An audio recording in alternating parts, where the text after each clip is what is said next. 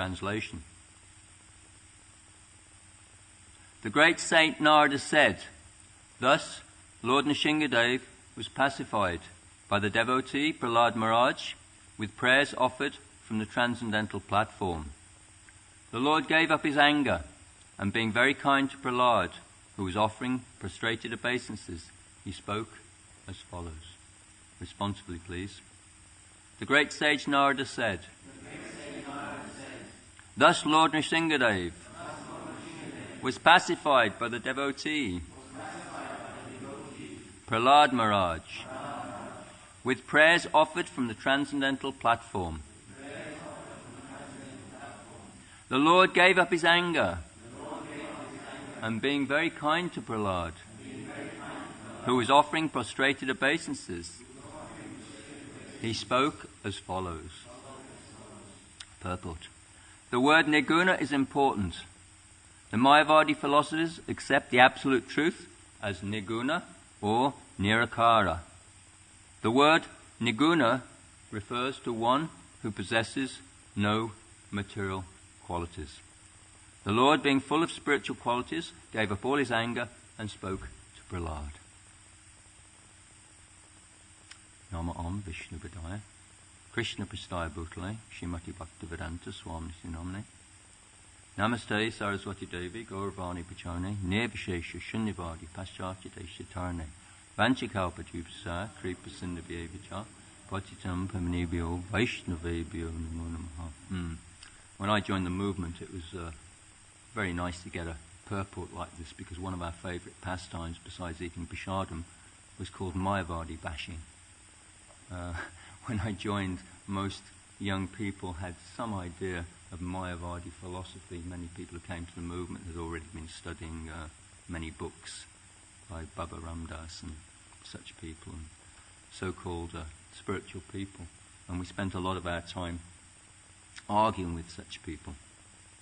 Of course, they do say, when it comes to arguing, there's two rules. I don't know if many devotees know these, but the two first rules of arguing is know when to and know when not to.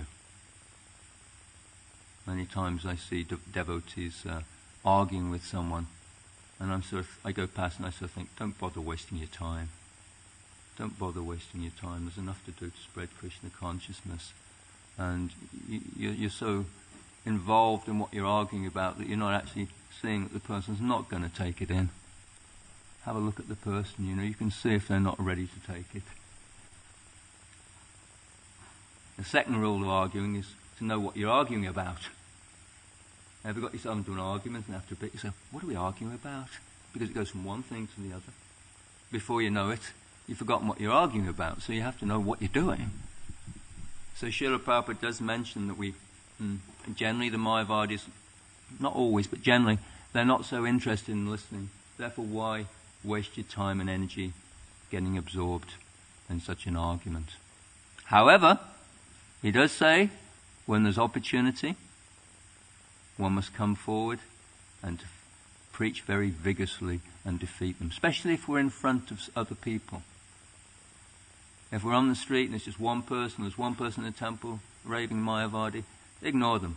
But if you ignore in front of people, it might not look very good, right? Therefore, sometimes if you can defeat someone in front of someone, that can be very impressive for the crowd, right?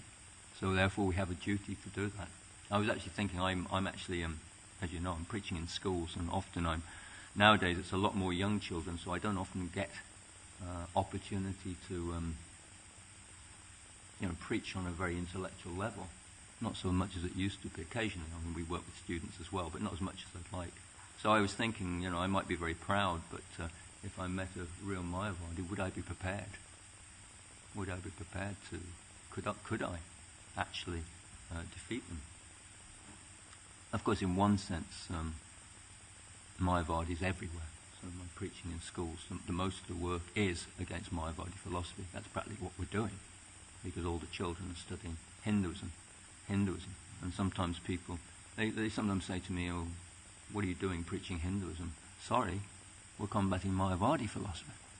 That's what we're doing. That's what we're meant to be doing. It's not Hinduism that's a threat. It's Mayavadi philosophy that's a threat. because most of Hinduism is Mayavadi, right? That is the threat. And that's, I'm always wary about saying one thing's a threat. I've heard some people say, oh, just this is the thing that's wrong with ISKCON, just this is the wrong thing with ISKCON. It's just New Age, it's just this, it's just that. When you hear the word just, you generally know it's a child speaking. Children absolutize everything, as it were. They make everything absolute. So there's not just one problem. However, in our prayers to Srila Prabhupada, Nirvishesha Shunyavadi, they're more or less the same, defeating the Shunyavadis, the scientists, defeating the Mayavadis. It's very similar, actually, in many ways. And clearly, that's what Srila Prabhupada is doing, and it's what we should be doing if we're preaching Krishna consciousness. We're standing up for Srila Prabhupada. So, again, of course, preaching or arguing doesn't always mean just arguing. If you remember, Lord Chaitanya defeated the Mayavadis with his beauty.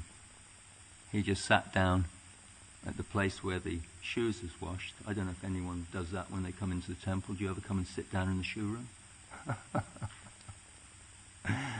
Not a very nice place to sit, is it, the shoe room?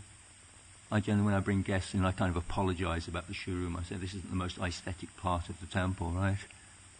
It's much nicer when anyone been to the Lotus building in the Baha'i temple in Delhi? When you go there, they take your shoes. I don't know if it's the same, but 14 years ago I went, there's a sort of, you walk along and there's a little sort of, little window at sort of foot level, and they just take your shoes and put them in there. When you come out, you get your shoes back, right? You don't have to smell anything, right? It's kind of nicely done, right? So who would sit down in the shoe room here, right? But Lord Chaitanya, that's what he did. He sat down where they washed their feet. His humility and his beauty. And of course, although he was in the shoe room, he was still shining, right? That was his real weapon. At the same time, he was very bold, preaching with Prakashananda Saraswati afterwards, and he was very bold in his preaching in general. I think there's also a story, I can't remember this, I was just trying to remember it this morning. I'm going again to India after 14 years, and I'm going to go down south because I love the stories of Ramanujacharya.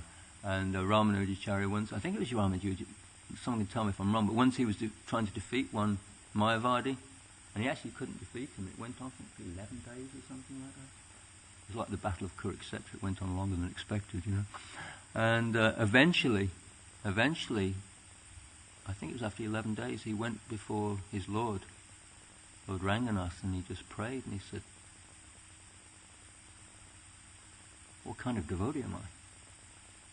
What kind of devotee am I? I've been debating with this raving Mayavadi for so many days, and I cannot defeat him. Please, can you just help me? And then he went into the debate with that mood. And the Mayavadi looked at him, and he looked at his countenance, his face, with that humility. And he fell down at his lotus feet and said, please accept me as your disciple. Just his humility, his subservience to the Lord is what actually won the debate, actually. At the same time, we can't be foolish and think we can rely on that. We have to sometimes go in and do our best. I told the story the other day about, I went to a school and they told the story about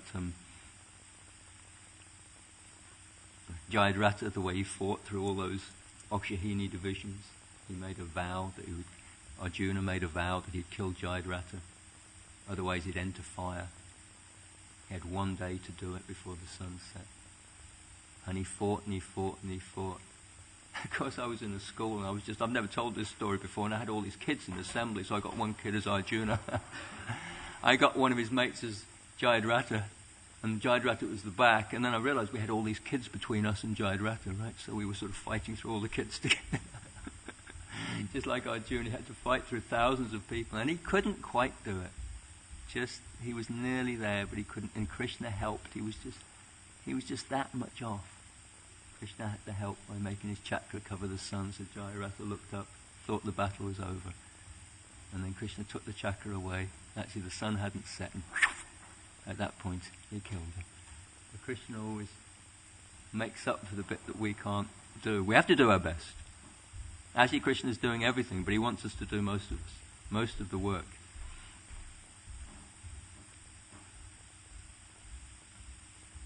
So Ramanuja defeated that way, defeated the Mayavadi. Lord Chaitanya defeated with his beauty and his humility.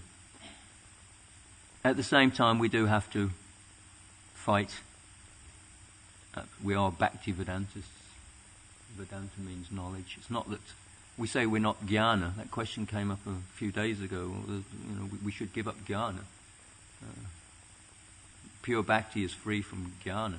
But it doesn't mean it's exactly free from jnana. It's full of jnana. It's just free from the desire to get jnana, separate than Krishna. That's all. That's all. It's free from that attempt to get knowledge separate from Krishna. But it's full of jnana.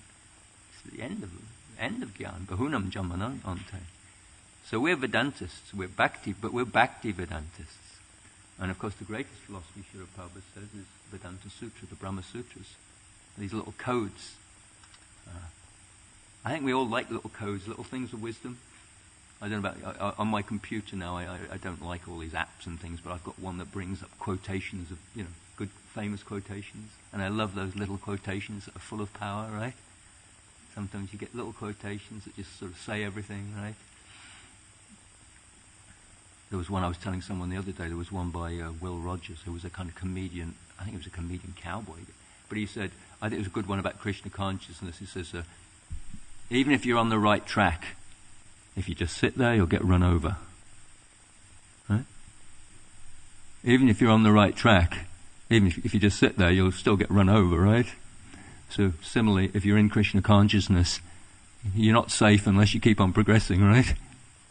So there's little sayings. There's so much in them, and you can discuss them. And that's why philosophy is so good, because you can take those sutras, you can take them. Prabhupada says it's like fluffing out cotton. You get cotton,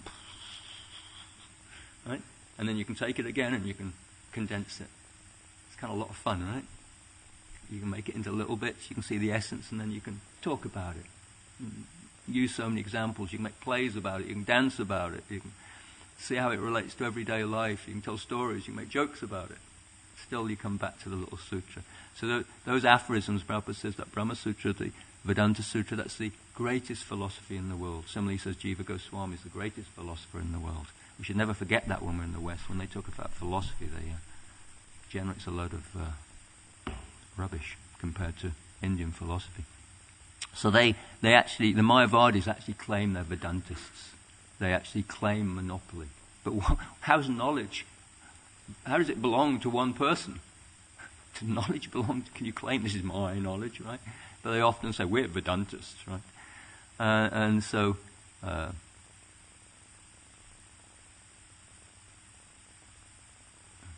they actually claim you have to be a Brahmin and a sannyasi actually to have knowledge. Ain't got much of a chance, have we?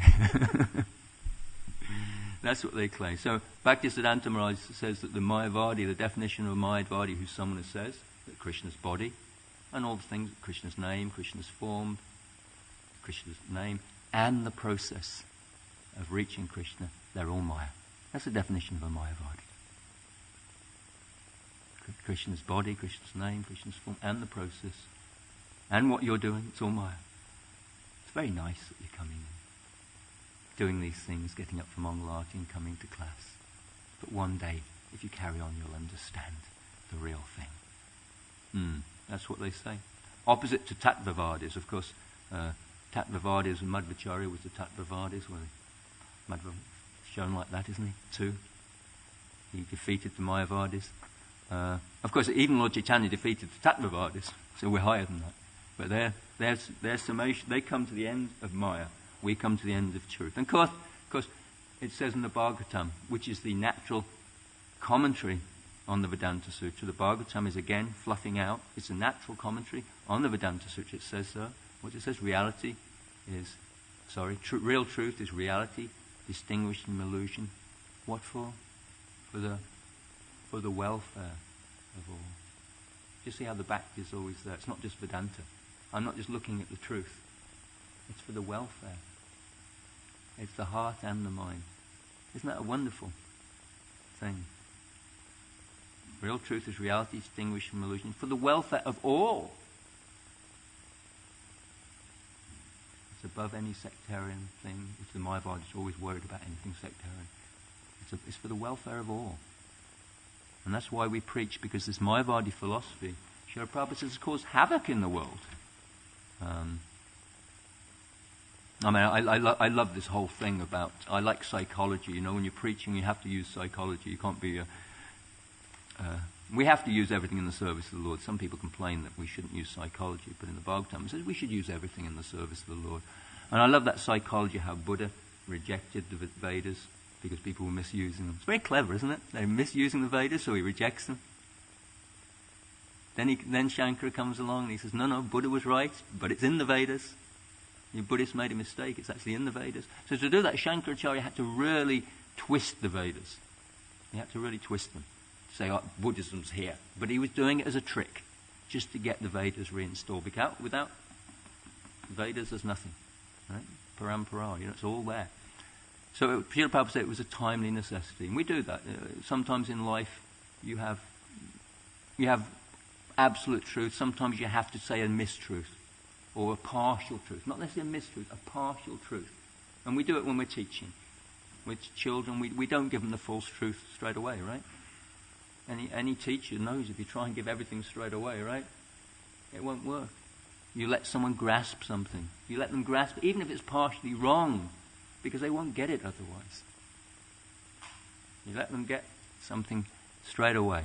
Just like I always say, you let a child think that you can't have minus numbers, right? Later on you find out you can have negative numbers. Tell a child you can't take 6 away from 4. It's not true. You're lying. But it's not a lie. It's a partial truth. That's why when we're preaching, we must understand who we're preaching to. With Mayavadis, we should have a little antenna. We've got a raving Mayavadi here. Careful, right? And that means we've got to be alert. We've got to be in the mode of goodness. We've got to be conscious. Who are we talking to? Ask them some questions. Find out who they are. Sometimes maybe you can tell straight away, but other times we have to ask questions. Actually, listening wins hearts. If you listen to someone, you win their heart. They owe you something. You listen to someone for half an hour, then they listen afterwards. They'll listen to you, right? Srila Prabhupada did that. Didn't he do that when did it with guests here, I heard? Lord Chaitanya did it when he was preaching to Sarvabhauma Bhattacharya. He listened for 7 days. That's what you call listening. Listened for 7 days. Actually, a pure devotee is free, like Srila Prabhupada says, and it's like in autumn, he says, sometimes the rivers flow, sometimes they don't flow. So in the same way, a pure devotee can preach, speak, and other times can be silent. Us, we're sort of Vajravegan, we've got to speak, right? At least we're speaking about Krishna. But sometimes we have to be careful when we're preaching, we haven't even seen persons of Mayavadi, and we're wasting our time, right? I don't know if you've ever done this, but I don't think I've had much opportunity. I'd love to do it, but I've had some of my friends that have been walking along Oxford Street just with their karmi clothes on. They met a devotee, a new devotee, and they haven't let on they're a devotee. Right? And they're sort of preaching to them, just standing there. Then after half an hour, you say, actually, I'm a Prabhupada disciple. First, should have asked first, do you know anything about Krishna consciousness before I start telling you things? Actually, I think in the early days we used to say that, because our job is to, like the Sankirtan this morning, that Kirtan this morning, it blows away any Mayavadi philosophy, doesn't it? If we have any doubts, a nice Kirtan just blows everything away. So our real job is spreading Sankirtan, but sometimes we must preach, and we must be vigorous. Srila Prabhupada says it's like chutney, right? You don't make a whole meal out of chutney. Chutney's not very popular nowadays. I don't know what's happened to chutney. But when I joined the movement, we used to have a lot of fruit chutney. We had some the other day when we had that special kirtan for 3 hours with the Prabhupada disciples, right? And we had some real nice eggplant sabji with chutney, and it was fantastic. So in the early days, we always used to have these sweet Bengali chutneys, fruit chutneys. And you can't eat a whole meal. Oh, well, I used to eat a whole meal of chutney, especially apple chutney, but you're not meant to. So preaching is meant to be like chutney. You need some. Sometimes a little bit of an argument sort of gives a bit of taste to Krishna consciousness, but it's not the whole meal. The main thing is to spread Krishna consciousness. Of course, what's the problem with Mayavadi philosophy? Well, in one sense, it's everywhere.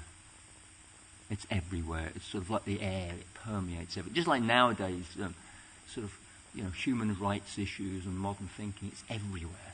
I don't know if you noticed that. You can feel the whole mood in society. It sort of even gets into devotees sometimes. Maybe we have to go with it, but I sometimes question whether it contaminates us sometimes. So I was just thinking, which way does it contaminate us? Everyone speculates all the time. It's this problem with authority. People always have problems with authority. You speak to anyone who's been in the temple for more than a couple of hours, right? We have problems with authority. We have Krishna as the supreme authority. Kali Yuga is about Kali standing there dressed as a king, pretending I'm a king's authority, but he's not, he's a Sudra. So in the age of Kali, everyone's presenting themselves as an authority, but actually they're not. And no one wants to listen to anyone. No one wants to accept anyone's the boss. As I said the other day, we all Google it. Right? We want any knowledge. We don't go to people. It's very difficult to find people who know anything, especially on computers. You try finding anyone who knows anything about computers. My emails have been down for a week and no one can do anything about it. Right? No one knows anything. So it's this, I'm the authority. I speculate. I've got my opinion. You go down the pub, people are speaking my opinion on everything. Everyone's got opinion on everything. No one says, I don't really know, it's not my field. Let me go and ask someone. That mood's going down day by day. So why do they meddle with Krishna's words? The Mayavadis, they take Bhagavad Gita, they take the Bhagavatam, and they write their own commentaries. They meddle, they tinker with Krishna's words. And when you think about that, that is a big insult. Imagine if you wrote a book, and then someone came and started changing it. Not only that, but they're trying to make some money out of it. You'd be in big trouble. But they meddle. Have you ever tried to be expressing something and before you've got it out your mouth, someone says, no, let me tell you what you should do. Or they start evaluating what you're saying. You're just starting to empty your heart to someone and they say, oh, well, I think your problem is, Prabhu. How do you feel? You feel crushed. I don't exist. My feelings and my thoughts aren't worth anything. You've already got it sussed out. You're telling me what I think or feel. You haven't even heard me yet. Let alone if we're doing that to God. We meddle with his words. We take Bhagavad Gita. Why don't you write your own book? If you're going to be a big philosopher, write your own nonsense, But to take Krishna's words and then change it. Of course, Srila Prabhupada gives that famous Ardha Kutanaya, half a chicken, right? They want Krishna, but they don't want Krishna. They want to use Krishna's book to make themselves famous. They want Krishna, they don't want Krishna. Right? Half the chicken. Nice chicken. Gives me eggs, I can make money. But I have to feed it. I don't like feeding it. No Bhagavad Gita, no philosophy, nothing left. Dead. They want to kill Krishna, actually. That's the problem. They want to. Krishna says, aham, I. Sarvadharman pritchada, mame kam shanam. Aham, I. And then they say, no, it's not I. It's not the I we have to surrender. It's the unborn within Krishna, the unborn within you and you and you and me. Don't surrender to Krishna. Surrender to the unborn within everyone and within me. Right? Just see the cheating. Just see the cheating.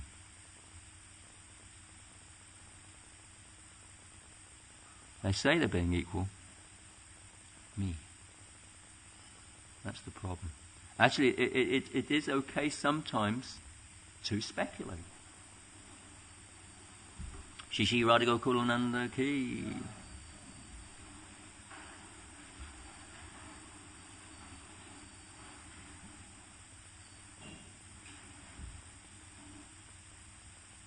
It is okay to speculate when you don't understand something. It's quite simple.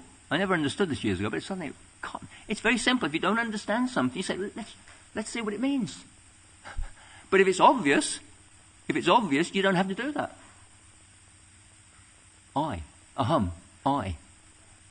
It's obvious. Krishna's saying I. Why'd you have to change it? But we think that's normal. We think it's normal just to interpret something. If I write a play, when I was at school, we used to study Shakespeare. It's very difficult to understand Shakespeare. Right? So we used to have books to help us understand what he meant. And you can come up with all kind of theories. Shakespeare, he meant this represents this represents this. But go and ask him what it means. If he was alive, he could tell you. That's the difference between interpretation and explanation. Krishna meant something.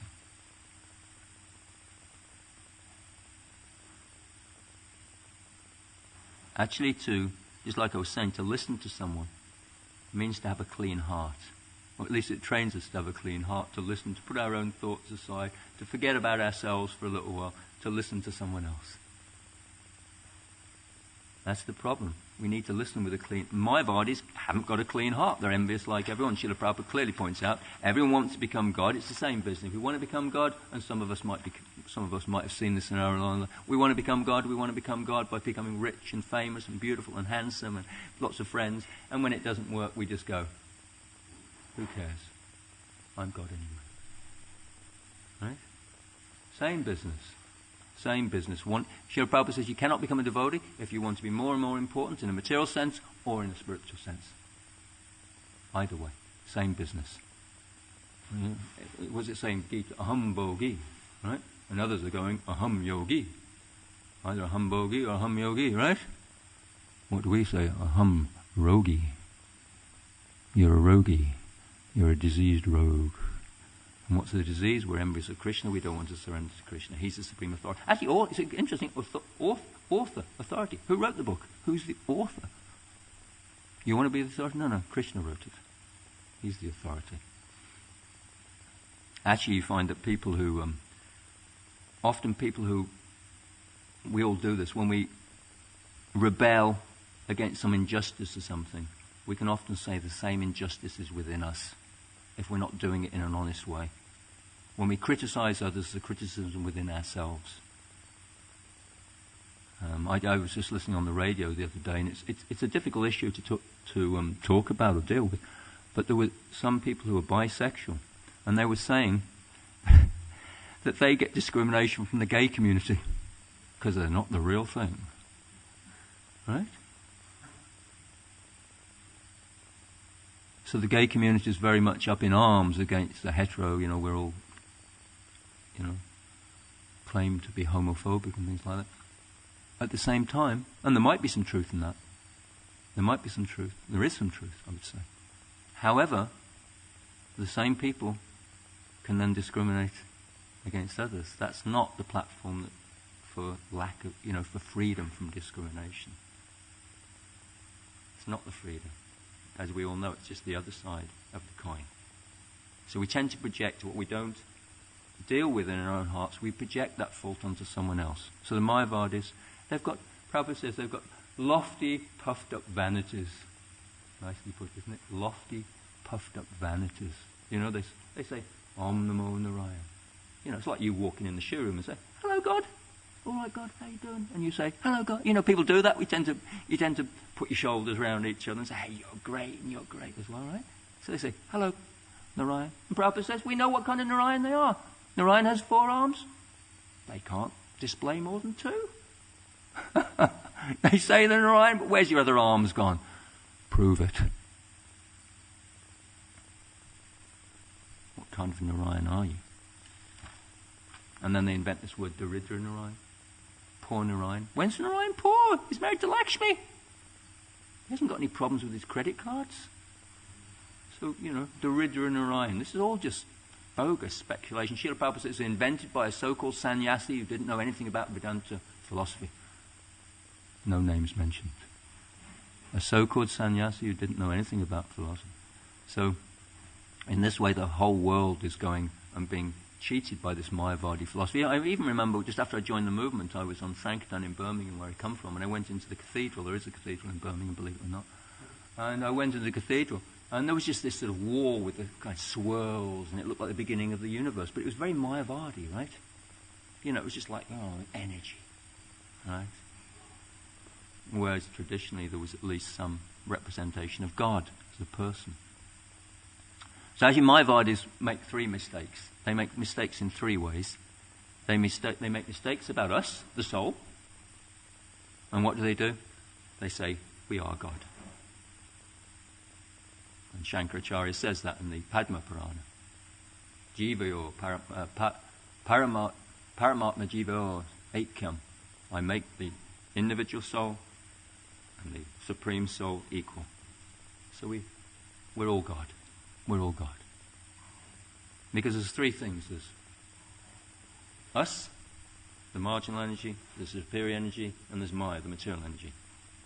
And the Mayavadis, they make mistakes in all these areas. Quite interesting if you want to analyze this. So when it comes to us and God, they say we are God. When it comes to us and the material world, there's no such thing as the material world. It's just an illusion. Right? And when the material world and God, what do? They say God is... how do they do it? Have a look. God has become everything. And the result is there's nothing left. But Padma, is it Swetashva? No, Brihad. And also the Ishopanishad says it the same verse. It says, Om Punamidam Punamidam Punamidam. That verse. Sorry, you tear him up and he's still there. Right? God becomes many. But surprise, surprise, you've torn him up to little pieces, but he still exists.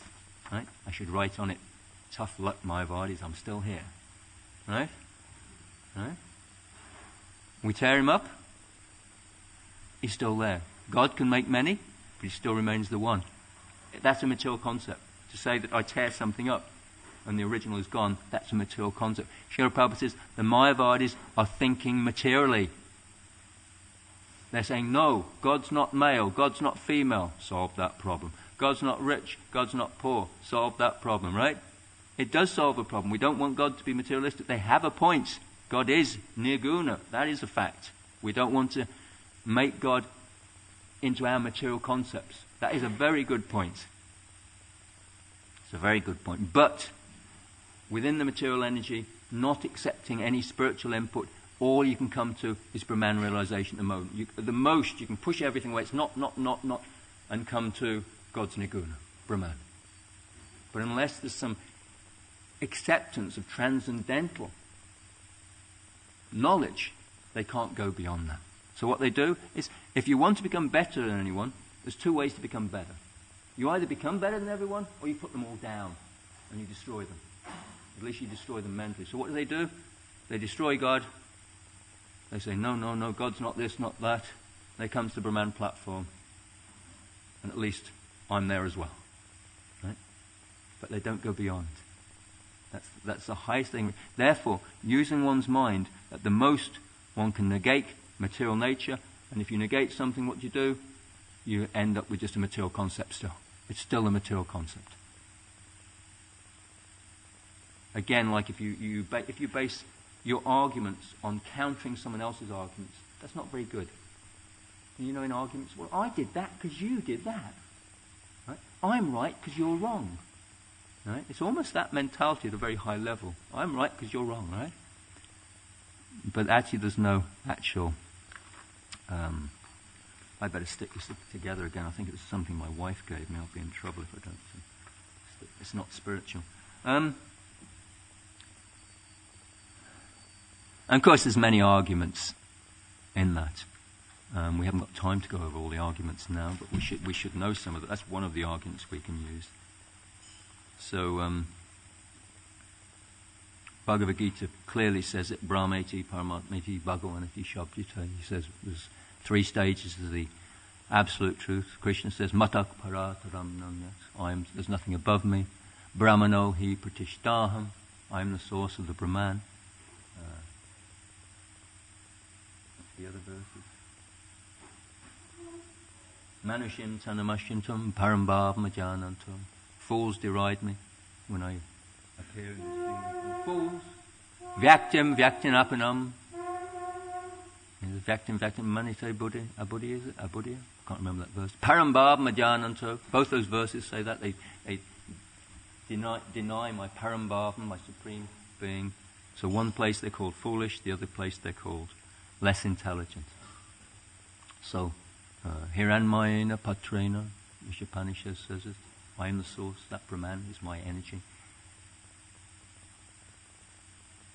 Actually, sometimes the Mayavadis, they reject Bhagavad Gita because it's easy to prove Mayavadi philosophy with Vedanta Sutra, or fairly easy, with Shankaracharya's help, but Bhagavad Gita is pretty difficult, so they reject it. But actually they accept the Upanishads, but actually in the Chandogya Upanishad it says, 7:14 I think it is, it says, I can't remember the son, Pancha something, the fifth Veda is the Mahabharata, which includes the Bhagavad Gita. So even though they say they accept Shruti and reject Smriti, if you go to the Shruti, it says Smriti is the fifth. So they contradict themselves.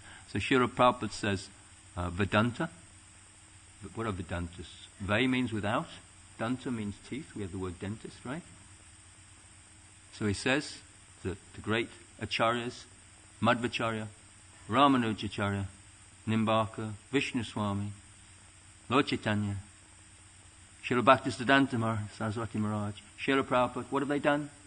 They've preached vigorously against this Mayavadi philosophy and they've smashed the teeth out of them. So they are Vedantists. They've got no teeth left. All right. Any questions, please?